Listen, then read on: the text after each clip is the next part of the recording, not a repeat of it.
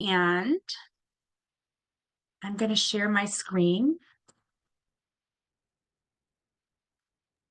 And all right, are we good? Good. All right, welcome. We are going to be talking about keeping up with social media trends. And this is a presentation on teaching you where to look, right? Like how to stay up to date. As Elena said, it is relatively new and fast moving. So we want to equip you with the knowledge and tools to help you on your journey to becoming the best at social media as you can. Today, we are going to cover why you should be keeping up with social media trends. We are going to talk about the different websites you should be keeping an eye on. We're going to cover resources, additional resources on top of those websites, and some actionable tips to help you stay on top of the fast-moving social media. So it is very fast paced. As you'll notice, for those of you who have been doing social media for a little while, even if you've just started within the last year, there have been a ton of changes to all of the platforms. And as most small business owners, a lot of us don't have a whole marketing team to keep up with this. So it really is on us to keep up to date with everything. So this is a guide to help you with some practical tips and tools and some resources on how you can stay current and relevant in 2025. So the reason it matters is because if you're on social media, this is an opportunity for you to speak one-to-one directly with your audience, right? Like for a long time, marketing was one way, right? It was either inbound or outbound. This provides an opportunity to have that back and forth conversation directly with either your customers or potential customers. You also have the opportunity to stay competitive. Knowing what is happening on social media gives you the opportunity to decide what different trends you're going to stay on top of, right? Not everything is for every business. You don't have to be dancing on a reel to stay engaged, but you should be up to date on what's going on and what's trending to be able to stay competitive. And then also, these platforms and algorithms are constantly changing. So if you're using strategies that were relevant a few years ago, the chances are that you're not getting as much engagement and viewership as you could be getting. So we want to make sure you're staying current so as many people are getting their eyes on your business as possible. And while social media is free, right, in terms of financial investment, is not free in terms of your time. So if you're able to better invest where you're spending your time and how you're spending your time online, that ultimately affects your bottom line, right? Because time that you're not in your business or running your business is time taken away. So I want to make sure you're spending your time wisely. So we're first going to talk about some websites for you to stay up to date on what's currently happening in social media. Do we have any questions before we move on, Elena? All right, perfect. All right, so the first one is Social Media Examiner. Now, this is a website that only focuses on social media, and they cover all of the platforms. So this one, how they're being used, tools that are and equipment that each platform has. And you're able to stay engaged in a couple different ways here. You're able to subscribe to their newsletter, right? So all of these will have an opportunity for you to call what's an opt-in, where you exchange your email address. They send you weekly or daily emails. I recommend this if you are the type of person that likes to have information sent to you and you don't want to go look for it, right? However, if you're the type of person that gets overwhelmed by a ton of emails, then I would be selective on what you're opting into because they will send you a ton of emails. But you're able to go and search by topic. You're able to search by platform. There's a bunch of different ways you can come in here, and they are very up to date and very active. They also have podcast recommendations. They do a giant conference every year. They also have a component of that online. So if you're interested in getting engaged and being more active, you can also attend a conference. But this is a really good one, and all of their information is free. These are all free tools for you to use. Even some of these have a paid component, but you're able to access all of the information for free. The next one is HubSpot, and this is great if you're looking to go a little bit deeper in your education. They offer free courses, they offer certifications. So if you have someone that you're either taking onto your business, either part-time, and they're looking for ways to learn more, HubSpot is a really great one.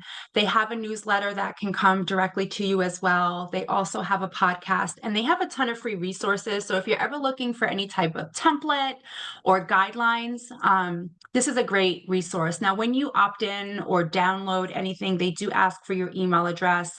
And in full transparency, somebody will reach out to you to try to sell you their platform. You're not obligated to ever purchase anything. All of the information on the blogs is free. All of the newsletters are free, and all of the podcasts and videos are free.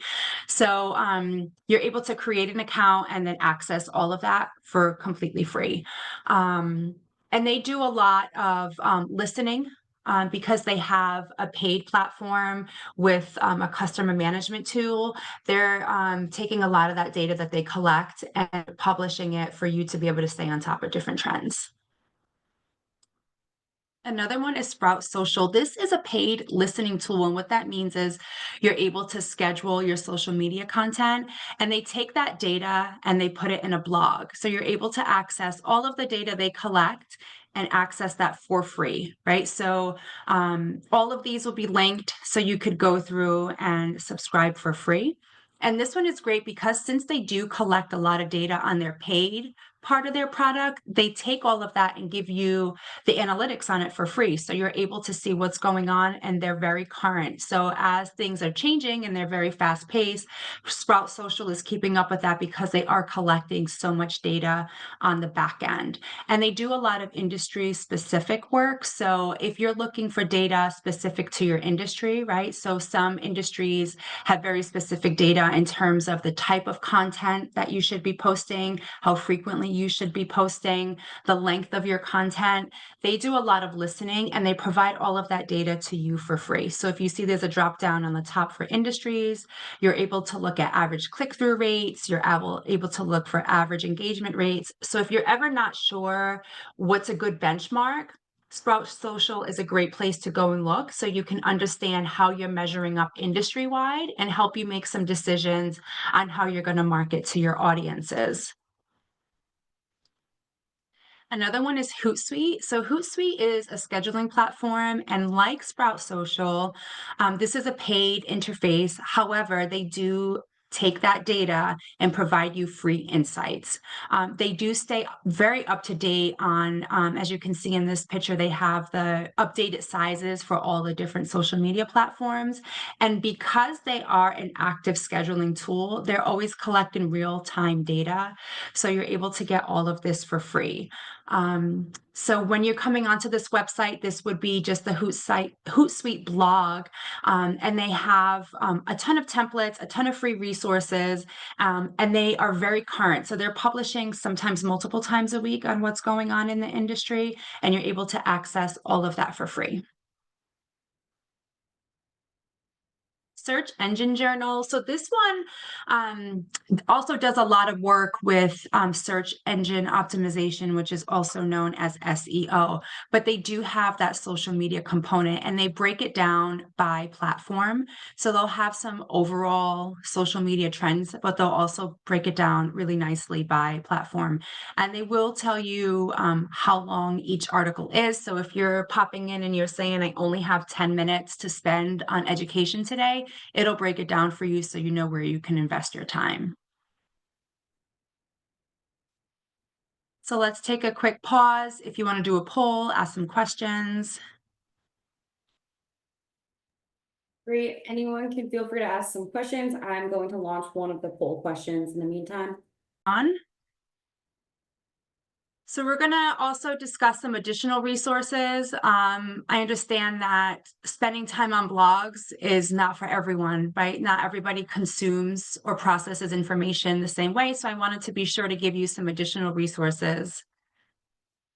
The first one is if you start following some of these thought leaders, and if you're thinking to yourself, I'm not sure where to find these thought leaders. If you go to any of these websites I'm sending you, you could just see who the author of these articles are, take down their information, and then you can find them on other platforms. So usually they'll be on like Facebook, TikTok, Instagram, LinkedIn.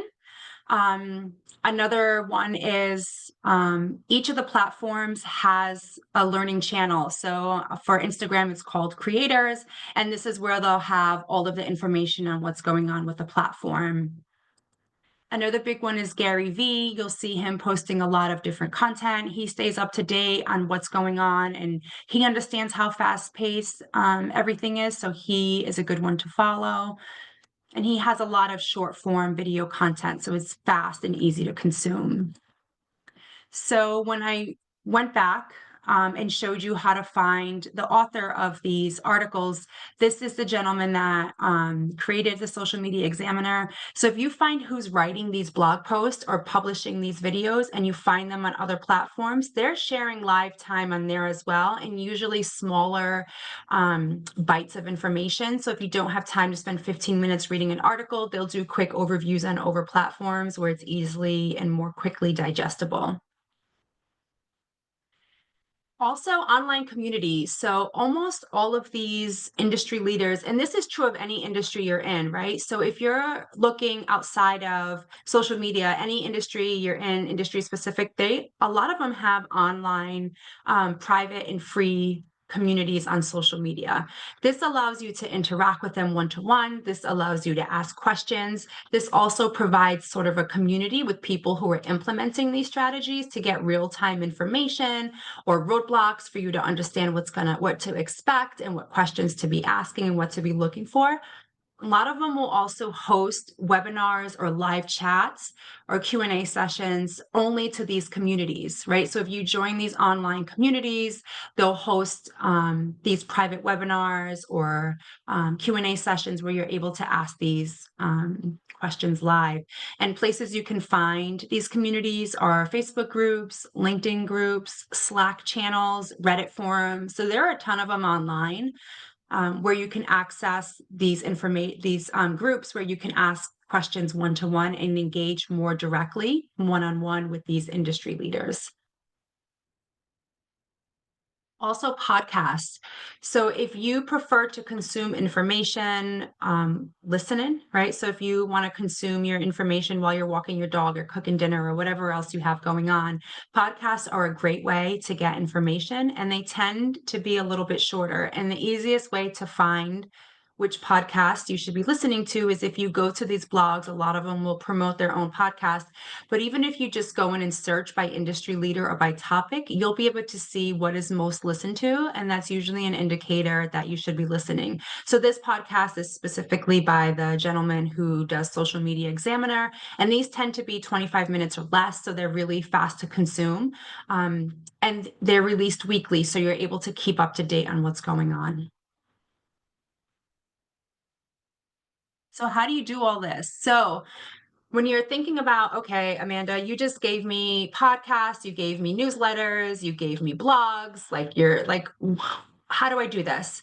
So the easiest answer is like you have to schedule this. You have to be deliberate about how you're investing your time and put together that 1 or 2 hours a week as part of your strategy and planning to understand what's going on. So whether that means you're going to spend 15 minutes a day or that means you're going to block off 1 or 2 hours a week, I encourage you to look at your calendar and figure out where you can invest that time. Because if you just say, I'll find time to do it in my downtime, you're not going to make this a habit.